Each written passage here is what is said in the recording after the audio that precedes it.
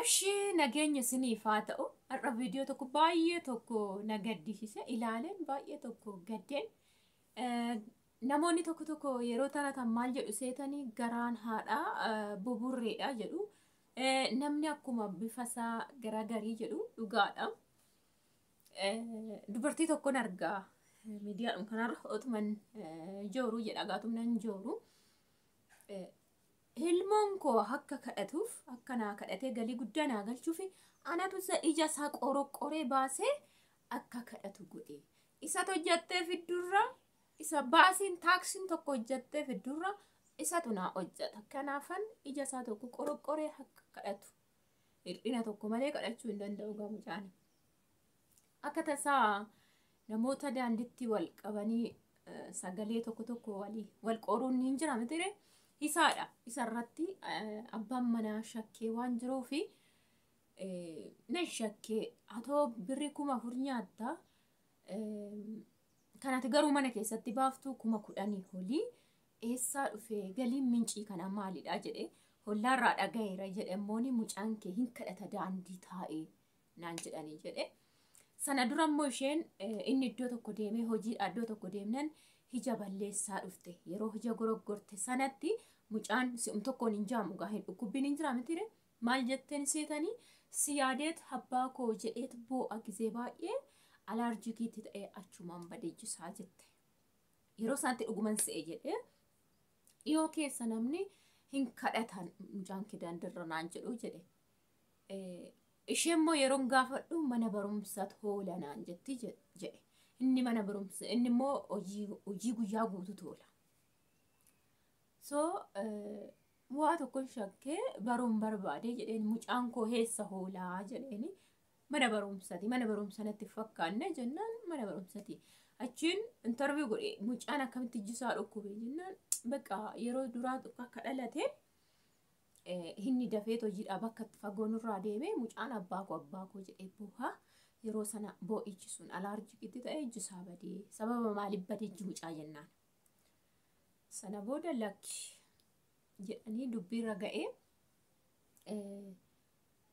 akka isa sanaa waan beekne ammallee goroggortee ishiin keessaa balleessuu hin beekne inni ammallee mucaan hin kadhata daandirra isa jedhan nama waan hadha ga'ee fi daandirraa mucaan kee kadhata jennaan daandirraa mucaan koo akka kadhatu namni natti himee eessa oola mucaanii. Dhugaa jiru natti himi jedheeni isheen diddee boodarra maal jetteeni eeyyesuma maal fidda bara ati deemte sana mucaan atti gattee deemte sana nan beela'ee hin qabu kanaaf jedheen akka kadhatuuf ija isaa tokko borobboree baasee akka kadhatu godhe galiin inni naa galchu galii taaksiin baasiin galchitu kanati naa galchitu caala. Yattiga akkasi gara jabeenyi biyya kana akkasi gara jabeenyi biyya lafaan yeroo kana haadha jechuunis boodana jechuudha. Warra haadha boo warra too gaamaa dhabdhaman argin haadha boo gaafii nuttuumaa jira namni naa tokko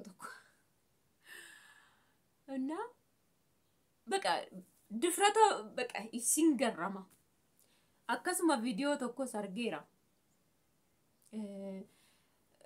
akkanuma daandiitti kan qabanii bilbila walii fattashiisanii fattashame garaa mucaa baqaqee arganii suuraa mucaa shillakka kulaaletee gurgurte isaan jiraachiste jechuudha.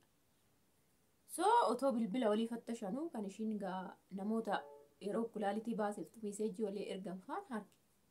Suuraa hargee kulaalitii tokko akka ba'u jechuu argee mucaa suuraa hirkan sana hargee mucaa operaasyoonii ta'e hargee inni yeroo isaatti ta'ee on jiru tureeyyuu yeroo ishiin kan hundumaa diraamaa kana hojjettu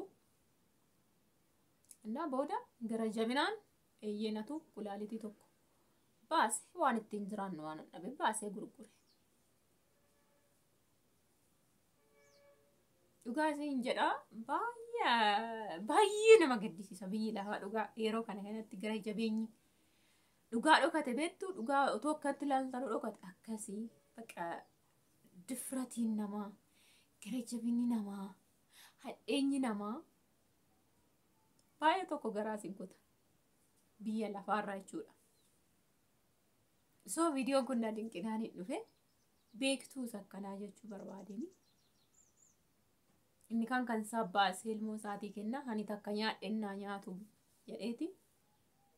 Inni kaan immoo kichuu keessaa fudhatee gurgurateetti nyaata jechuudha. Hundumtuu honneedhuma tokko baatee deema.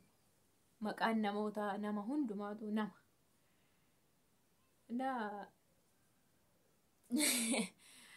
Gara jabina kana beektu jechuudha barbaadeni.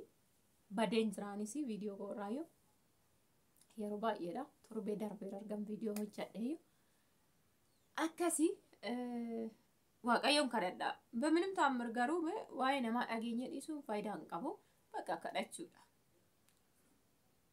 Imkeem yeroo katti ilaallu tarii namoonni sun gara jabeeyyii jechuu dandeenya. Garuu wanti keessa taa'ee kana hojjete jiraachuu danda'a. Hinnichi sun yeroo baay'ate gara keenyallee dhufuu danda'a. Waan akkasii immoo kan balleessu yoo kadhatte yoo waaqayyootti dhiyaatte malee homtuu sirraan itti sofu akkasii hama gara jabina hammeenya badiinsa giddi namaa kan si barbaachisu jechuudha. Innaa baay'ee na dinqe. Baay'ee tokko jechuudha. Annaa akkasii mee viidiyoo koo share subscribe godhaa chaanala koo seenati warri kaanii viidiyoo kanas immoo ilaala like godhaa yaada qabdannaa barreessaa.